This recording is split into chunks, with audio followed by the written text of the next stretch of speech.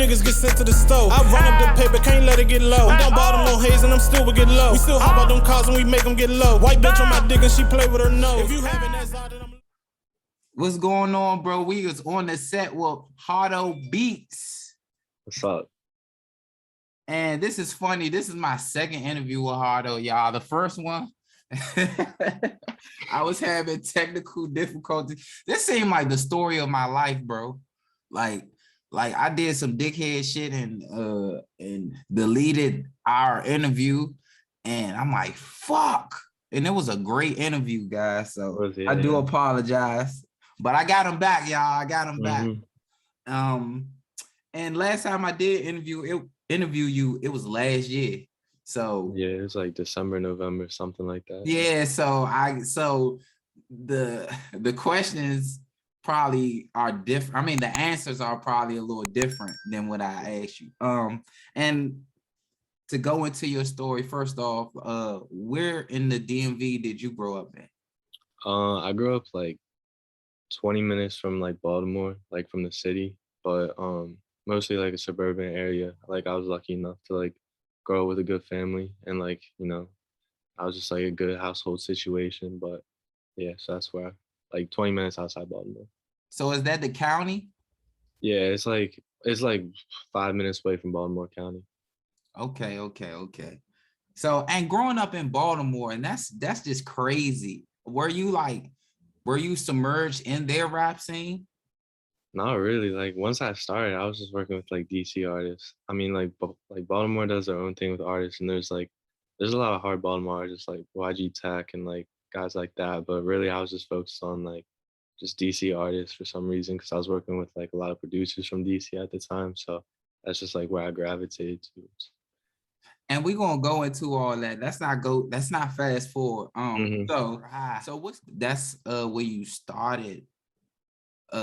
That's where you kind of started producing, or like how did that so like it was I want to say it was my like sophomore year, like right before like summer, really. I just started like taking it like a little bit seriously. I started selling like cheap beats on like Instagram and everything, just trying to like get my name out there and everything. And like a lot of people just thought it was like funny because it's like me like making beats. I mean, I don't know. So like they didn't really take it that seriously, but then I just like stuck with it, and then I started like landing like some smaller placements from like really small artists in Baltimore, and it just kept on like building up and building up. I just kept on like networking and everything. So, and then I decided to just like stay with it, and then I'm glad I did, because I didn't even know I could accomplish all of this, and then so I just stuck with it. That's dope, bro. That's dope. And I feel like, so going into your story, so all right, what year was this?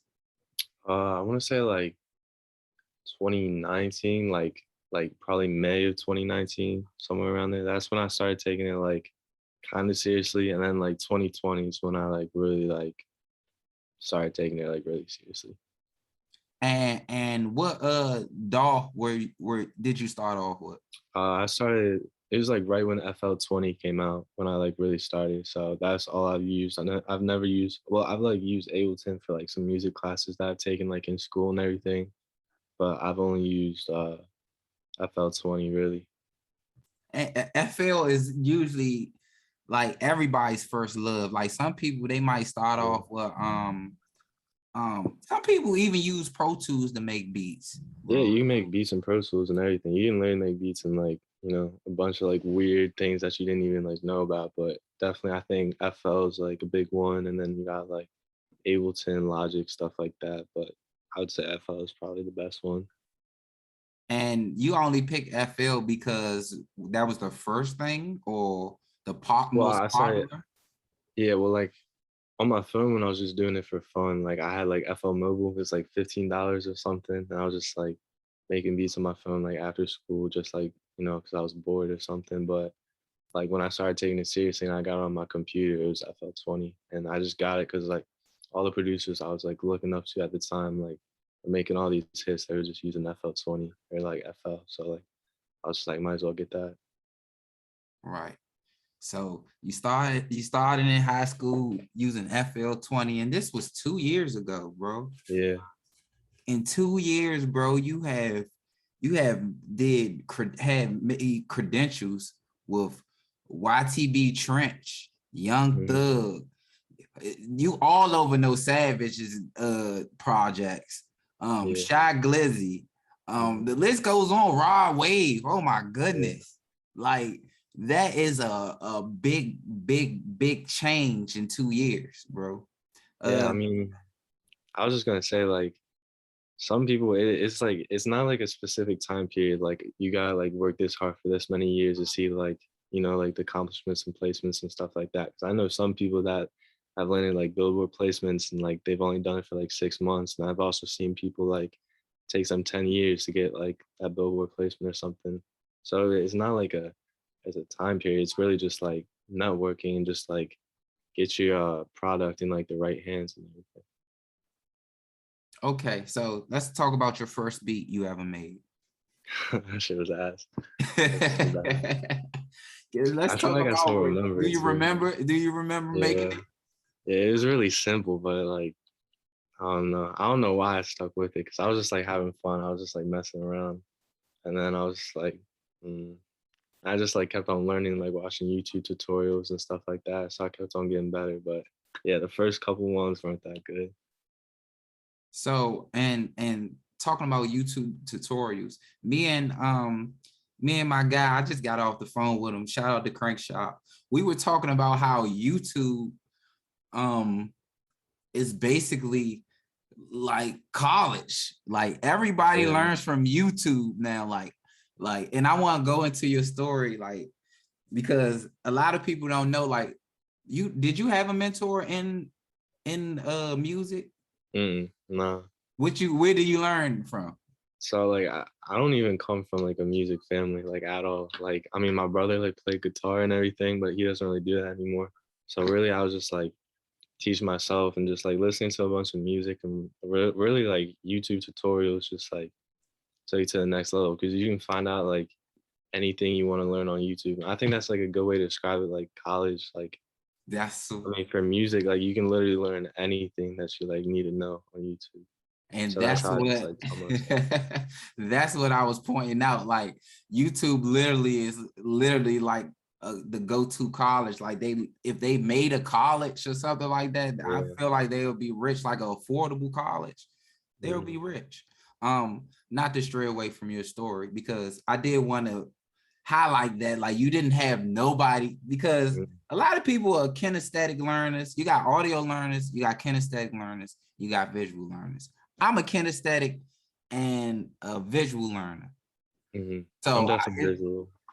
right. Yeah. So my thing is for real, and I'm a little weird. Like I can sit there and watch it and look at it, but I still need somebody to be like, "Oh, this is how you do it," and I can probably already know it, but I got to see it done from someone else, Mhm. Yeah. and that's weird. But you didn't have that; like you just use YouTube.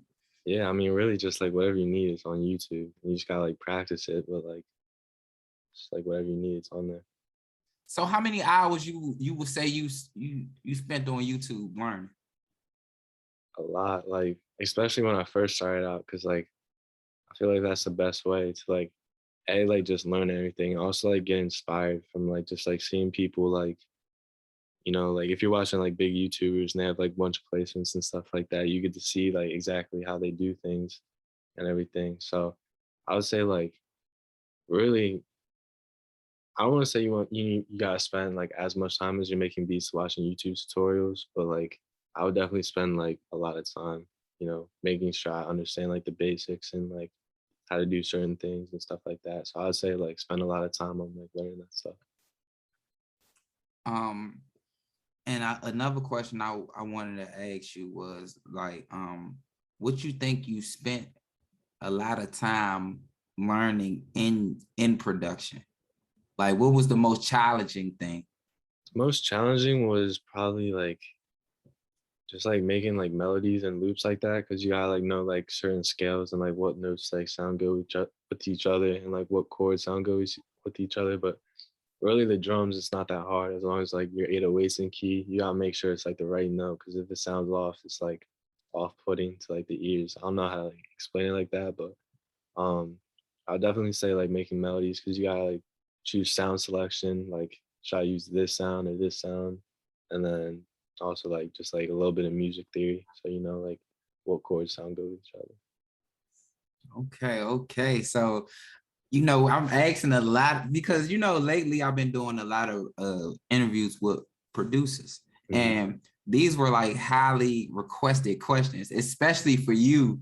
You're a popular guy. Like, Yeah. you're a popular guy. I stay out of the way though. Like I don't really, I don't know.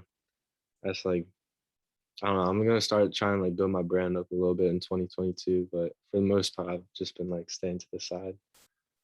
That's all right. You're standoffish, but you are a nice guy. Like, I remember, like, I'm about to drop the vlog probably next week. When I first got introduced to you, and that was through phone with Lee Boy and Jew. Yeah, Lee Boy and Jew. Yeah, and I was talking to you, and you was like, "Yeah, bro, I'm gonna talk to you later." I'm like, Harto, man, is a motherfucker at Lee Boy, But we end up still doing the interview. I'm like, this guy Harto is really nice. So yeah, we just had to say, I didn't mean to come off that way. That's kind of funny. But I was just saying, like, you talk to me later and like we can figure out like a date and stuff. I didn't mean it like that. So if it came off that way, like, my bad. Yeah. I'm like, oh, you gotta see that. You got to see the vlog. It's gonna be like, oh, he gonna cuss your ass out about that. But yeah, you more so like an introvert. Yeah, definitely. Yeah, and that's cool. I feel like a lot of the producers I meet are introverts. So especially when we're doing interviews, like I'm glad my personality is what it is, because it kind of brings the best out of you. Yeah, because you're an introvert, you like, yeah, you know what I'm saying. So moving on with your story, we're gonna talk credentials and placements, and bro, for you said 2019, so that's 3 years now. Yeah, but I didn't really get any placements in 2019. Well, like I got like really small ones, like with like some Baltimore artists, but 2020 is when it like really started. All right. Okay, cool. 2020, 2 years. 2 years, bro. You've been producing for 3 years, right? Yeah. Okay. Just to get the timeline together, right? Like 2.5, 3 years. Like 2.5, 3 years. Okay, cool. Right. You have, like I said before, Young Thug, Rodwave, No Savage. What else we got? I'm missing out on a whole bunch of people. Kodak Black. No Cap. No Cap. I got unreleased with Kodak, Rollo, trying to think if I was Tusi. I don't know if I'm allowed to say this, but I know I got one with Dirk. I don't know if that one's coming out. Hopefully it is. Ooh, that's an OnDaSet exclusive. We ain't, but yeah, like go ahead. I only told that because I don't like jinxing it, so I just like kind of stay quiet when I know stuff about that. But I got a lot more with Rod, hopefully on the way with his new album, and just like stuff like that. So yeah, trying to think about something else. Q to Fool, Free Q too. Free Q to Fool. Yeah, so all right, so we're gonna go into the first big placement. First off, what was the first big placement? I mean, I would probably consider Dirty 38 from Savage, because that was like my first song with him, and I shit did like 1 million in 2 months on YouTube or something, which was like crazy for like a DMV artist. And also like he was still buzzing, but not like to the point where he is like today. So that definitely, I think, like helped him take him up just like a little bit, like next level kind of thing. And then you know, I did like 11 out of 18 on Life of a Savage. Hold on. Before you even babble it, you said you did what? I did 11 out of 18 songs on Life of a Savage, and 2 of them were with Jew. So that was in 2020, I think, like May. That's more than half right there. Yeah. That's more than half right there. If I'm not mistaken, if the math is right for me, I'm just trying. You did half of one of his biggest projects, bro. Like that's dope, bro.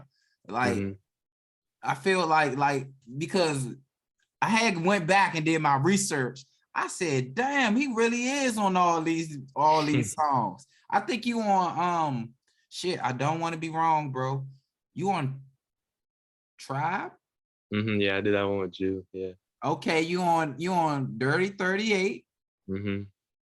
I ain't gonna name all 11 of them. I'm just I was on All the Same, Intro, trying to think what else. Yeah, just like a bunch. Like I don't even know. But the notable ones, the real notable ones, you produced that, bro. And now with this new project he got, let's talk about that. Let's talk about Life of a Savage too. Yeah, I think. Oh, am I moving too fast? I think I'm moving. You're good. You're good. Yeah, like because I'm excited, bro. Yeah, let's talk about Life of a Savage too. It was a great project. I think like they put it, well, pretty like together well, pretty much. Like I was surprised he missed like, or he didn't put like some of the songs on. Not even just like with me, like producing. Like some of the other songs I thought were crazy, and I was surprised that they didn't make it. But I still think overall it was a pretty good project, and I did Know I Tried and Feeling Down with No Cap on that one. That was my first one with No Cap. I wanted one with No Cap like really bad, so. I didn't even know he was like gonna feature on it until like probably a month before the album came out. So I was definitely like really appreciative for that. That's dope, bro. Like just and I want to talk about how you even got that first placement with Savage, because we kind of skipped that. And your relationship with No Savage. How did you even get the beat to him? Like, so I think like I sent that to him probably like late December of 2019. So it dropped like January 16th, like 2020 or something like that. So but like I think it was like October, November. I was about to like stop. I was about to take like a long break and just like stop making beats because like no one was using them. And then I was like getting down and everything. But I saw like a snippet of like some other song that he did on his story, and I was like, oh, he's using them. So I just kept on sending to his email.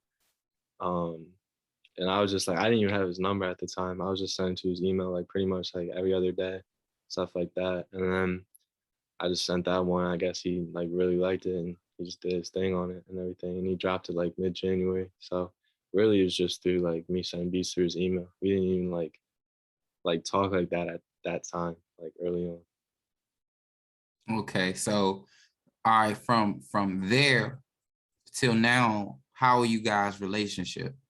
It's good. I text him beats and everything. Like he definitely wanted more like industry kind of stuff like for his latest project, because I guess he's trying to like tap in like the mainstream and everything. So um a lot of like the hard stuff that we had, like the like trap kind of like drill kind of stuff, like didn't make it. But um yeah, so like I guess like I mean Juice like specialty I would say is like definitely more like the trap stuff. So I guess he was getting like his trap stuff from like Jew. But yeah, so he just wanted like more industry stuff from me. So I just sent it over. So I just text him beats pretty much. I still do. I still text him beats like every other day pretty much. That's dope, bro. That's dope. And that's going on a 2-year relationship now. Yeah, that's crazy. It doesn't even feel that long. Like that's crazy. It's time flies. So and in the midst of all this, I know I'm all over with my questions. I love the way my interviews go because I just they're not like scripted. But I do want to know, who is your biggest inspiration, like coming into this? Like producer wise or like? Yeah, producer wise and just in the music. I definitely say Southside and Metro, even though that's like pretty generic, like everyone looks up to them. But yeah, Weezy, definitely TNT, who I work with like a lot of the stuff with Rod. He definitely inspires me like to go harder. And really just like anyone who's just like working really hard, like that just inspires me because like they're like all in for it. That's like what I'm trying to be in for. So I definitely say Kanye too. Like I like sampling stuff and just like different kinds of like weird stuff. Like I don't just make just like hip hop stuff. I make a lot of other stuff. But definitely Kanye too. That's all I can think of right now. Another one pops up, I'll say it. But That's dope, bro. Kanye, before he got weird, he was my man. And I don't mean, I hopefully this interview won't ever stop me from doing nothing with Kanye. He was my dog, but I gotta tell you the truth, man. You the guy. I still wear your shoes and all that though. But going back into your story, all right. You link up with No Savage, y'all do songs. What's the next big placement? I mean, it's probably Champion with Savage, which it didn't drop on like Spotify and Apple Music, but that's definitely like one of my favorites I've ever done with him, just because like, I don't know, I just like the bounce of it and like the whole vibe of the song. And then the first like big one was Soulfly, which was March of 2021, which was the first song off Rod's project, which I did that with TNT, Taj, and Shad, who are like some other producers and stuff like that. That was my I first. know about them. I know about them. This the producer channel. We know about the producers. The producers get love here. And I do want to talk to you about a lot of, because you have a lot of, you deal with a lot of producers that are in the industry. It's safe to say you are a producer that's in the industry. Yeah, I mean, I would say that too, but I also like, I stay tapped into like the DMV scene. Like I don't want to ever like leave like the DMV scene too, but I definitely want to tap in. I want to be in both if it's possible. Like I gotta find a way to like manage how to do that. But I feel like it's coming. So let's keep going with your story, bro. You dropped Champion. I mean, you do Rodwave, Soulfly.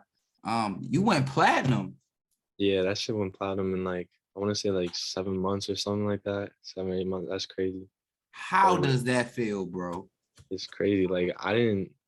I think we talked about this in the first interview, but I was just like working with them. Like I didn't even know anything was gonna happen. And then TNT posted a beat on his YouTube, and I was like, oh yeah, that's pretty cool. Because I was like one of the first times like we like worked together and everything.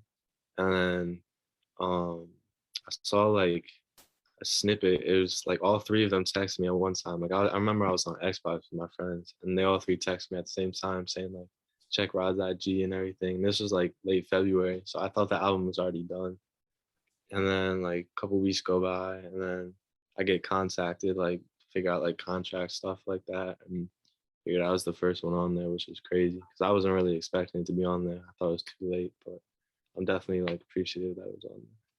And I do want to talk about that also. Like you hitting all the points. Like you hitting all the points. Going back to when I was saying you are an industry producer, because a lot of our producers don't get a lot of placements in the industry because our sound, they're used to making our sound.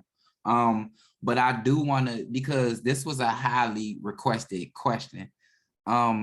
You get those emails where, you know, so-and-so wants to do this song with you. And it's like the contracts, like how does that look like? Because I'm curious. Normally it's like an A&R, someone from the label that's contacts normally my lawyer, just like to get all the basics down and everything and make sure like I'm getting the right amount of advance money, the right amount of like publishing percentage, which is like how much I get per stream and stuff like that. And then once my lawyer thinks like it's, you know, it's good, it's fair and everything, I just, you know, it's signed, you know, it goes back. I just let my lawyer like handle the business side mostly because he knows what's like best for me and everything. And I'm still young and I still have like a lot to learn and everything. So yeah, normally it's just like someone from the label hits you up saying you're on this project, like who do I contact? And then I just give my lawyer, and then really my lawyer handles most of it.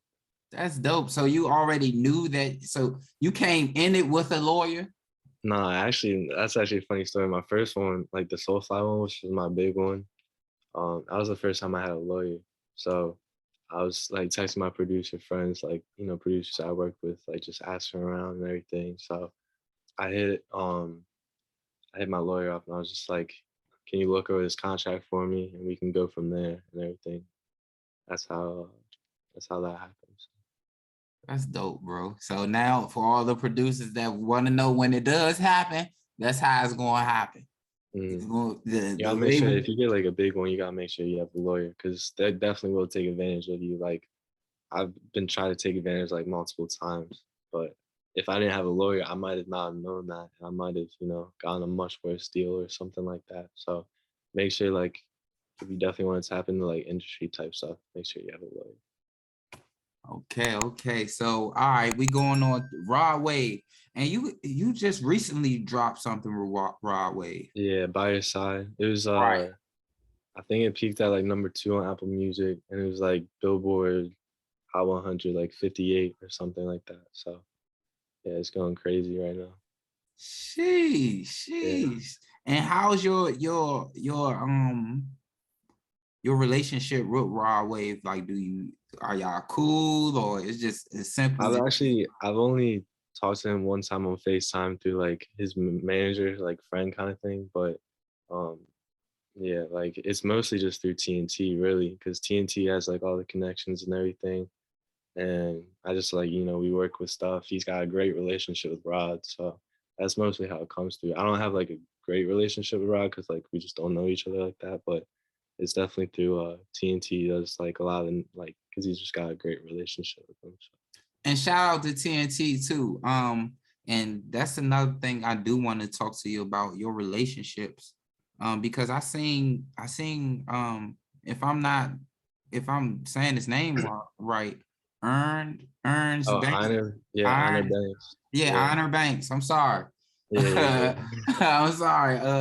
But he is dope, bro. Yeah, he's And crazy. He did Rap Star for Polo G, which went like #1 and everything. And really, I hit him up after like he started working with Savage, and then since then we really just been locked in. Like I was supposed to go out to his house actually today in LA, but I had to push it back to April. But yeah, we got a good relationship, and he's the one that I had with No Cap and Kodak. He's on that one. that's dope, bro. Yeah. And when I know it's unreleased, we're gonna cross our fingers and hope this song comes out. We're gonna cross our fingers and hope. And I do want to keep going through your credentials. Let's talk about the Young Thug and YTB Trench. Yeah, so again, that was like kind of through TNT. So I didn't even know Young Thug was on it until like it dropped, because his name wasn't in like the paperwork or anything. And they were trying to push like Trench a little bit because he was just like starting to come up and everything. So I guess TNT like just sent a pack over to like whether it was a manager, A&R, something like that. And then I remember I was just chilling at home. Like I knew it was gonna drop and I was gonna listen to it and everything. And it was just like TNT tagged me in the post. It was like YTB Trench, like times Young Thug. And I was like, I had no idea Young Thug was even gonna be on that. But that was definitely a crazy experience because I've been listening to Young Thug since like 2017, really. So that was definitely like a big accomplishment. For sure. So who is your favorite rapper? My favorite rapper right now or like all time? Right now and then all time. Right now, I'd probably say Young Boy. Just because like, I don't know, like not even like his like hard stuff, just like his like, even like his emotional stuff, I think is like crazy. Like I definitely want to get one with him. And I also say like probably Polo G, and then also like Lil Baby, because I mean I say that's probably my top 3 right now. If I think about it. So that's who you listening to right now also? Yeah, definitely. That's crazy. So I'm trying to get one with all of them eventually. I don't know when it's gonna happen, but hopefully it's going to happen. Manifestation. Yeah, exactly. Like manifestation plays a big part. Yeah, for sure. I do, and another highly requested question was, I know it's been a couple times like this, since your acquired success, has there been like rappers that you deal with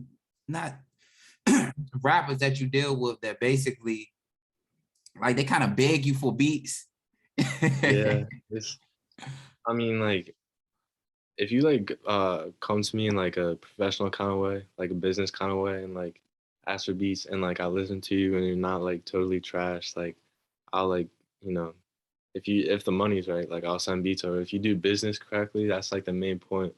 And also another thing, like my biggest pet peeve is like when someone just DMs me like hey, or like they don't have any message, they're just like trying to small talk. Like I don't respond if you just say like hey or like what's up. Like you gotta like come with like a purpose, really. Right. Yeah. Right. That's crazy.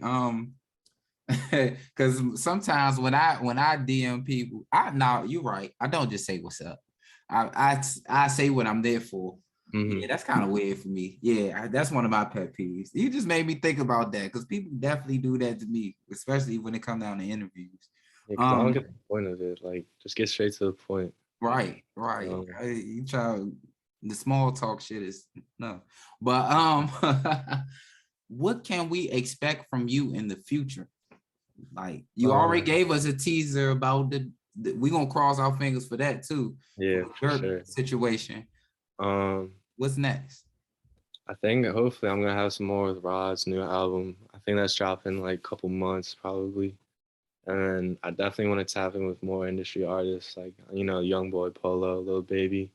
I already have like some connections with some of them, so I'm hoping I can just, you know, keep on going with that and hopefully something happens. But I also definitely want to keep on like going with Savage. I want to help him like get where he wants to be. Um, and just really any DMV artists that like I really believe like in, and that like I feel like some artists from DMV don't really take it seriously, so I don't really waste my time with them if they're not like 100% into it, because you know I don't know, I just think it's a waste of time if they're, you know, not 100% committed. Um, Definitely hopefully like some more plaques and stuff like that, you know, working with like, you know, bigger people and stuff like that. Okay. So how many platinum records do you have year to date? Right now, just one. Okay. So I'm hoping by the end of, you know, 2022, it's like 3. That's my goal. I feel like it's gonna come. Like I feel like you're gonna get more because I was listening to the Life of the Savage too.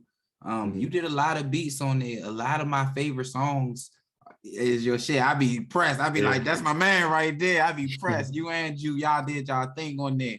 Appreciate it. And Savage did a great job. Like I feel like that's a tape not just for the city. Exactly, yeah.